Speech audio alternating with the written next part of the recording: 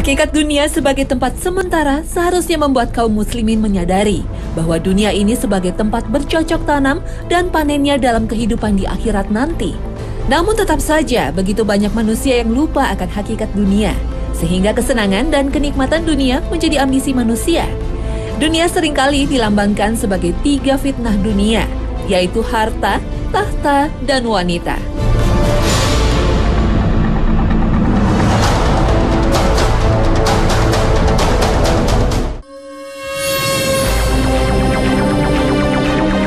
Assalamualaikum pemirsa Trans 7, jumpa lagi dengan Hasanah Ensiklopedia Islam Dunia.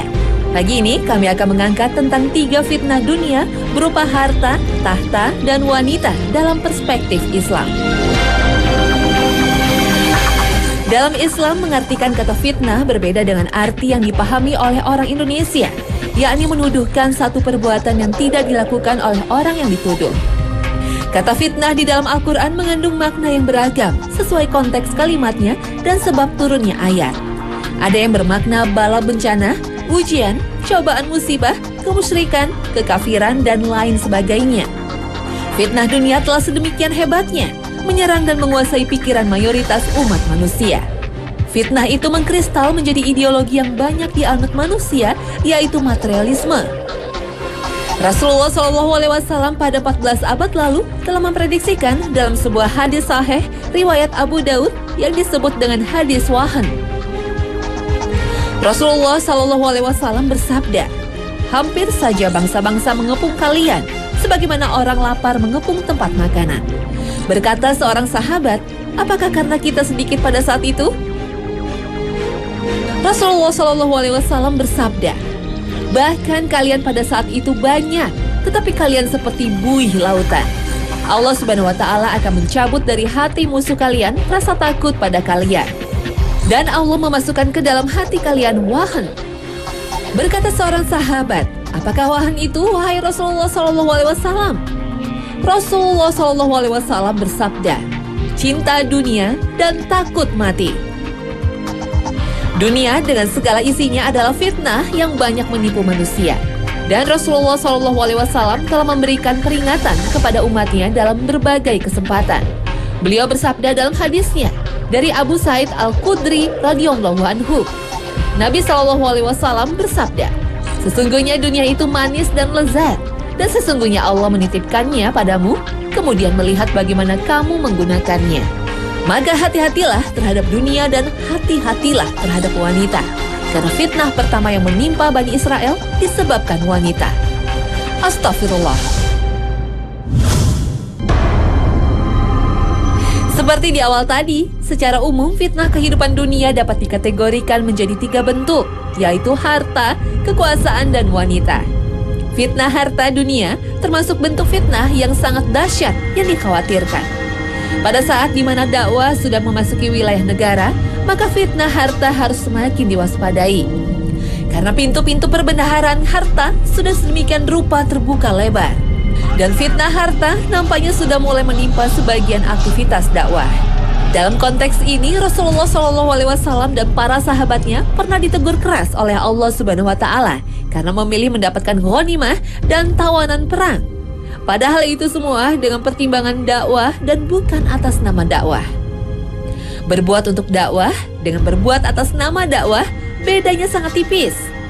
Ma kana li nabiyyin an yakuna lahu asra hatta yuthkhina fil ard. تريدون عرض الدنيا والله يريد الآخرة. Tidak sepatutnya bagi seorang nabi mempunyai tawanan sebelum ia dapat melumpuhkan musuhnya di muka bumi. Kamu menghendaki harta benda duniawiyah, sedangkan Allah menghendaki pahala akhirat untukmu. Agar terhindar dari fitnah harta, Allah Subhanahu wa Ta'ala memerintahkan kepada hamba-hambanya yang mukmin untuk memperbanyak berzikir kepadanya. Karena hal itu akan mendatangkan keberuntungan, kemenangan, dan kebaikan yang banyak. Allah Subhanahu wa Ta'ala juga melarang mereka tersibukkan dengan harta dan anak-anak mereka dan lupa dari berzikir kepadanya. Karena mencintai harta dan anak-anak adalah sesuatu yang menjadi tabiat kebanyakan jiwa. يا أيها الذين آمنوا لا تلهكم أموالكم ولا أولادكم عن ذكر الله ومن يفعل ذلك فأولئك هم الخاسرون. Hai orang-orang yang beriman, janganlah harta-hartamu dan anak-anakmu melalaikan kamu dari mengingat Allah. Barang siapa yang membuat demikian, maka mereka itulah orang-orang yang rugi. Dikatakan orang-orang yang rugi karena mereka itulah orang-orang yang tidak akan mendapatkan kebahagiaan yang abadi dan kenikmatan yang kekal. Karena mereka lebih mengutamakan harta dunia di kehidupan yang fana daripada kehidupan yang kekal, yaitu kehidupan setelah kematian. Rasulullah SAW bersabda, "Beramallah kalian untuk kehidupan duniamu, seolah-olah kalian akan hidup selamanya. Dan beramallah kalian untuk kehidupan akhiratmu, seolah-olah kalian akan mati besok hari."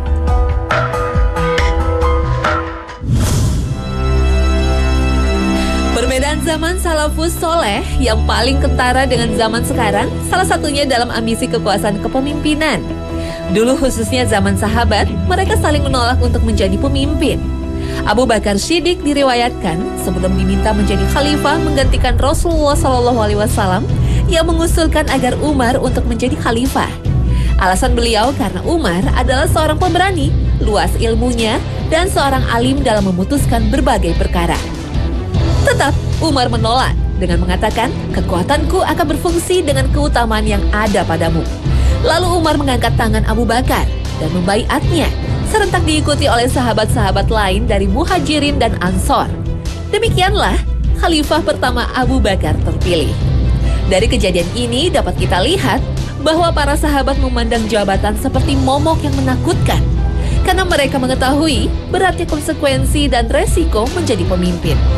Dalam hadis sahih riwayat Imam Bukhari, Rasulullah SAW bersabda, "Kalian akan berebut untuk mendapatkan kekuasaan, padahal kekuasaan itu adalah penyesalan di hari kiamat, nikmat di awal dan pahit di ujung." Dengan tegas Rasulullah SAW memperingatkan mereka yang sedang berkuasa untuk tidak lari dari tugas dan tanggung jawabnya sebagai pelayan rakyat dan bekerja untuk kepentingan rakyatnya. Dalam riwayat Abu Daud, Rasulullah bersabda, "Siapa yang diberikan Allah kekuasaan mengurus urusan kaum muslimin, kemudian ia tidak melayani mereka dan keperluan mereka, maka Allah tidak akan memenuhi kebutuhannya." Namun sepertinya perkataan Rasulullah tidak berlaku lagi pada zaman sekarang, di mana orang saling berlomba untuk menjadi pemimpin dan jabatan sudah menjadi tujuan yang seolah menjanjikan kehidupan berlimpah. Semua tokoh yang sedang bertarung mengatakan, jika diminta oleh rakyat, saya siap maju. Inilah slogan para politisi. Entah rakyat mana yang meminta dia maju jadi pemimpin. Sebuah kedustaan yang dipakai untuk menutupi ambisi mencari tahta untuk menjadi pemimpin. Yang mereka kejar adalah kesenangan duniawi yang didapat melalui jabatan dan kekuasaan. Mereka lupa dengan pertanggungjawaban di akhirat. Mereka melakukan segala macam cara agar ambisinya bisa tercapai. Ada pula yang mengumpulkan dana dengan cara-cara yang tak pantas dan tak bermoral, mendukung calon kepala daerah dalam pilkada dari partai mana saja, asal dengan imbalan materi dalam bentuk uang yang besar. Astaghfirullahaladzim.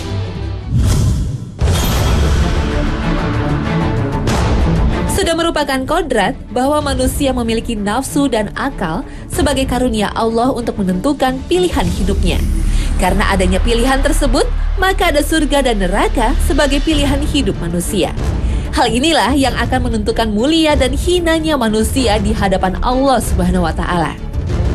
Bagi sebagian pria, harta, tahta, dan wanita adalah sesuatu yang sangat berharga dalam hidupnya. Maka jangan heran pada zaman sekarang banyak pejabat yang secara karir politiknya hancur disebabkan oleh wanita. Tetapi ada juga wanita yang diibaratkan seperti ratu, sebagaimana istrinya Nabi Sulaiman dan istrinya Fir'aun. Allah menggambarkan dalam Al-Quran surat Ali Imran ayat 14 yang artinya, telah dihiasi manusia oleh kecintaan terhadap wanita, anak-anak, tumpukan-tumpukan emas dan perak, kuda-kuda yang mahal, binatang ternak dan sawah. Itu semua hakikatnya hanyalah kenikmatan hidup di dunia. Dan di sisi Allah ada tempat kembali yang terbaik. Dalam sebuah hadis sahih, Rasulullah telah menggambarkan kepada manusia tentang fitnah yang dikhawatirkan di dunia ini. Tidak pernah aku tinggalkan setelahku fitnah yang lebih dahsyat bagi kaum pria kecuali wanita. Dalam hadis lain, Rasulullah bersabda yang artinya, sesungguhnya wanita itu adalah aurat, maka jika dia keluar, niscaya akan dihiasi oleh setan, dan sedekat-dekatnya seorang wanita dengan Tuhannya, yaitu tatkala dia di dalam rumahnya. Hadis ini senada dengan firman Allah Subhanahu wa Ta'ala yang artinya, tetapi apa yang dimaksudkan ialah keadaan mereka itu mampu menjadikan lelaki lupa daratan, dan apabila usaha pencegahan tidak dilakukan, akan berlakulah perkara-perkara yang tidak diinginkan. Karena itu, sebagai laki-laki, jagalah pandangan mata dan pergaulan antar lawan jenis. Sebagaimana sabda Rasulullah, pandangan mata itu merupakan anak panah yang beracun yang terlepas dari busur iblis. Barang siapa meninggalkannya karena takut kepada Allah, maka Allah akan memberinya ganti dengan manisnya iman di dalam hati mereka. Katakanlah kepada orang laki-laki yang beriman, hendaklah mereka menahan pandangannya dan memelihara kemaluannya. Yang demikian itu adalah suci bagi mereka. Sesungguhnya Allah Maha mengetahui yang mereka perbuat. Katakanlah kepada wanita yang beriman, hendaklah mereka menahan pandangan dan kemaluannya, dan janganlah mereka menampakkan perhiasannya, kecuali yang biasa nampak daripadanya. Al-Quran Surat An-Nur ayat 30 hingga 31. Ayat ini memberikan pelajaran kepada kita sebagai umat Islam agar senantiasa menjaga diri kita dengan cara menjaga kesucian yang menjadi harga diri kita, baik dia itu laki-laki ataupun perempuan. Bagi laki-laki, hendaknya kita menjaga pandangan terhadap lawan jenisnya dan sekaligus memelihara kemaluannya. Adapun bagi perempuan muslimah, hendaknya ia menjaga pandangannya kepada laki-laki yang bukan muhrim, sekaligus menjaga perhiasannya dengan cara menutupi seluruh perhiasan yang biasa tampak daripada wanita, atau dengan kata lain menutupi seluruh auratnya. Rasulullah SAW bersabda, "Wahai Asma, apabila kamu sudah dewasa, maka janganlah kamu memperlihatkan ini dan ini," sambil mengisyaratkan kepada wajah dan kedua telapak tangannya. Hadis riwayat Abu Daud. Nah pemirsa, sekarang kita simak peristiwa di zaman Nabi yang terkait dengan 3 fitnah dunia, harta, tahta, dan wanita. Yang pertama yaitu kisah Perang Uhud. Perang Uhud merupakan kekalahan pasukan muslim akibat tidak taatnya pasukan pemanah terhadap perintah Rasulullah karena tergiur oleh bergelimangnya harta dalam peperangan yang ditinggalkan oleh kaum musyrikin Quraisy. Hampir setiap pertempuran melawan kaum kafir atau musyrik, Rasulullah SAW bersama sahabatnya selalu menguasai jalannya peperangan dan berakhir dengan kemenangan. Seperti Perang Badar, Perang Khandaq, dan masih banyak lagi. Namun saat Perang Uhud, pasukan muslimin mengalami kekalahan telak karena lebih memilih harta rampasan perang daripada menuruti perintah Rasulullah SAW. Setelah kalah dengan tentara muslimin pada Perang Badar, kaum kafir berencana balas dendam. Perang Uhud adalah jalan untuk mewujudkan rencananya itu. Saat perang, tentara kafir berjumlah 3.000 dan dipimpin langsung Abu Sufyan. Sedangkan umat Islam berjumlah 700 personil dipimpin oleh Rasulullah SAW. Awalnya kekuatan muslimin berjumlah 1.000, namun yang 300 mengundurkan diri dari peperangan. Dari 700 personil, Nabi Muhammad SAW menempatkan sebanyak 50 pasukan pemanah di sekitar lereng Bukit Uhud. Sebelum peperangan, Rasulullah SAW berkali-kali memperingatkan kepada pasukan pemanah untuk tetap berada di lereng bukit. Kontur Bukit Uhud yang bergunung-gunung memberikan keuntungan kepada pasukan Islam selama perang berlangsung. Satu persatu pasukan kafir berguguran. Dalam peperangan, ada sebuah kebiasaan dari pasukan kafir ketika akan menghadapi peperangan. Mereka senantiasa membawa harta yang mereka miliki dalam jumlah besar untuk dijadikan bekal ketika berperang. Hal ini tentunya sangat menarik perhatian dan menggiurkan pasukan pemanah kaum muslimin untuk berebut harta rampasan atau ghanimah yang berceceran di arena pertempuran. Awalnya pasukan pemanah tidak tergoda dengan banyaknya harta rampasan kaum kafir. Namun melihat pasukan kaum kafir yang dipimpin Abu Sufyan lari, sehingga pasukan pemanah tergoda oleh harta yang ditinggalkan begitu saja. Lalu mereka pun turun untuk mengambil harta tersebut. Tawar yang pasukan pemanah yang mengambil ghanimah berubah menjadi tangis darah. Keadaan berbalik drastis. Pasukan muslimin terdesak, sahabat Nabi yang syahid sangat banyak jumlahnya. Diperkirakan sekitar 70 sahabat Rasulullah menemui syahid. Di antaranya paman Nabi bernama Hamzah bin Abdul Muthalib yang dibunuh dengan tombaknya Wahsy. Nabi Muhammad menderita luka lebam hampir di sekujur tubuh. Gigi seri Rasulullah SAW lepas dan berkali-kali Nabi jatuh dihujani batu-batu hingga terperosok ke dalam lubang. Penderitaan muslimin tidak berhenti sampai di situ. Setelah kalah dalam peperangan, posisi Islam di Mekah terancam. Banyak penguasa Arab yang awalnya mendukung Nabi justru berbalik menyerahkan dukungannya kepada kaum kafir, sehingga kekuatan Quraisy bertambah. Masya Allah, semoga Allah Subhanahu wa Ta'ala senantiasa menjaga kita dari sifat-sifat buruk fitnah harta dan dunia.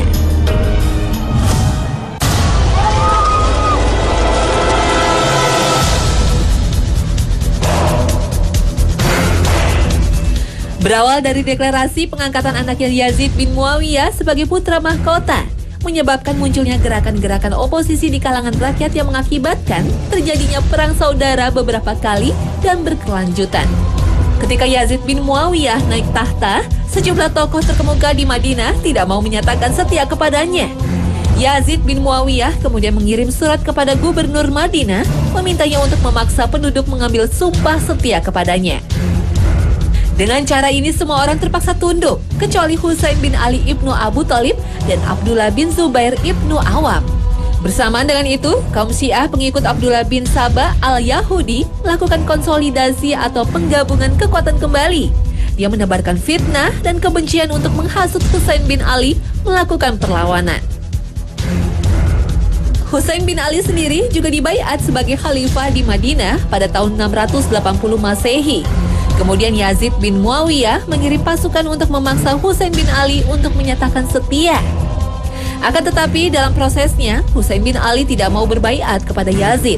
Sehingga Yazid menyusun sebuah strategi dengan cara mengundang Husain bin Ali untuk datang menghadapnya, sambil mengatakan bahwa Husain bin Ali akan dibaiat oleh masyarakat yang dipimpinnya di Syam dan Kufah. Maka Husain bin Ali pun datang menemuinya. Akan tetapi apa yang terjadi sungguh di luar sangkaan Husain bin Ali, karena di sana terjadi pertempuran yang tidak seimbang yang kemudian dikenal dengan pertempuran Karbala. Husain bin Ali terbunuh, kepala yang dipenggal dan dikirim ke Damaskus, sedang tubuhnya dikubur di Karbala, sebuah daerah di dekat Kufah. Kabar tentang terjadinya tragedi Karbala yang mengerikan itu menjalar ke seluruh dunia Islam. Cerita tragedi Karbala itu menambahkan bahan bakar baru bagi kebencian dan kemarahan orang-orang Madinah. Mereka bangkit terang-terangan menentang Yazid. Yazid panik dan mengirimkan gubernur khusus untuk menenangkan orang-orang itu. Atas saran gubernur itu, para pemuka Madinah mengirimkan seorang utusan kepada Yazid untuk meminta ganti rugi bagi keluarga sahabat Husain. Orang-orang Madinah menghadapi Yazid di suatu tempat yang disebut Harrah. Dan di sana pecah pertempuran mati-matian. Orang-orang Madinah dikalahkan dengan kerugian yang besar karena kesatria Madinah dan sahabat-sahabat Nabi yang paling mulia, baik Ansor maupun Muhajirin, gugur di dalam malapetaka pertempuran itu. Kemudian pasukan itu menuju Mekah, tempat Abdullah bin Zubair bangkit sebagai lawan khalifah. Ia datang untuk menghadapi pasukan Yazid. Selama 2 bulan, kota suci itu dikepung. Dalam pertempuran yang terjadi setelah itu, Ka'bah dan tempat-tempat suci lainnya mengalami kerusakan. Tetapi pada saat itu pula, Yazid meninggal dan tentara Bani Umayyah kembali ke Damaskus. Allah Subhanahu wa Ta'ala berfirman dalam surat Al-Baqarah ayat 120 yang artinya, mereka orang-orang Yahudi dan Nasrani tidak akan pernah ridho terhadap orang-orang Muslim, sehingga orang Muslim mengikuti agama orang-orang Yahudi dan Nasrani. Al-Baqarah ayat 120.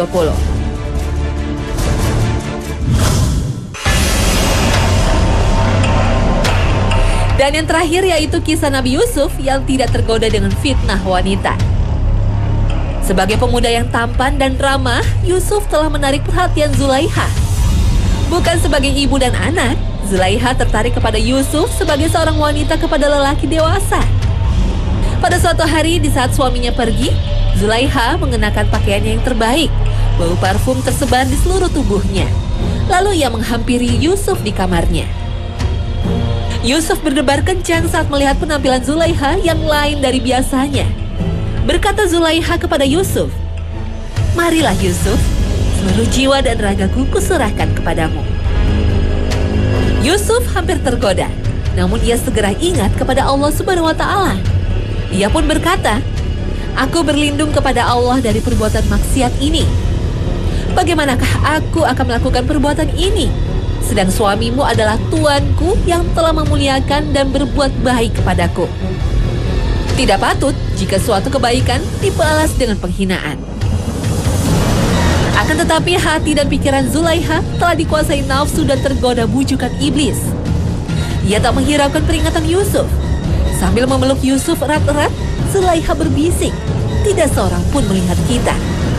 Tidak ada yang mengetahui perbuatan kita. Allah mengetahuinya," jawab Yusuf sambil berontak melepaskan diri. Sambil bergegas, ia melarikan diri dari dalam kamarnya. Zulaiha mengejar dan berhasil memegang baju belakang Yusuf. Ia berharap Yusuf akan berhenti dan mau melayaninya. Tapi Yusuf terus berlari sehingga bajunya robek di bagian belakang. Di saat demikian, tiba-tiba Kitfir datang. Zulaiha segera menghampiri suaminya dan berkata, "Yusuf hendak memaksaku melakukan perbuatan yang tidak senonoh." "Tidak," saut Yusuf dan berkata, "Dialah yang memaksa saya untuk melakukan perbuatan keji itu." Karena bentuk fitnah wanita ini, terjadilah saling tuduh-menuduh. Di saat demikian, datanglah tetangga dekat sekaligus sebagai penengah. Berkata tetangga itu, "Kita lihat saja. Jika baju Yusuf robek di bagian depan, berarti dia hendak memaksa Zulaiha berbuat mesum. Jika bajunya robek di bagian belakang, itu pertanda Zulaiha yang memaksa Yusuf berbuat maksiat." Kitfir memeriksa dan ternyata baju Yusuf robek di bagian belakang. Betapa malu pembesar kerajaan Mesir itu. Ternyata istrinya sendiri yang telah berbuat salah. Kitfir menghampiri Yusuf dan berkata, "Rahasiakanlah peristiwa ini. Simpan baik-baik. Jangan ada orang yang tahu. Dan kamu Zulaiha, mohonlah ampun kepada Tuhanmu atas dosa yang telah kau lakukan. Bertaubatlah kepadanya dengan taubat yang sebenarnya. Masya Allah, Maha tahu Allah dengan segala firman-Nya." Nah pemirsa, usai sudah Hasanah Ensiklopedia Islam Dunia pagi ini. Semoga selalu membawa pencerahan untuk Anda semua. Jangan lupa ya, saksikan terus Hasanah untuk menambah wawasan Anda hanya di Trans 7. Wassalamualaikum warahmatullahi wabarakatuh.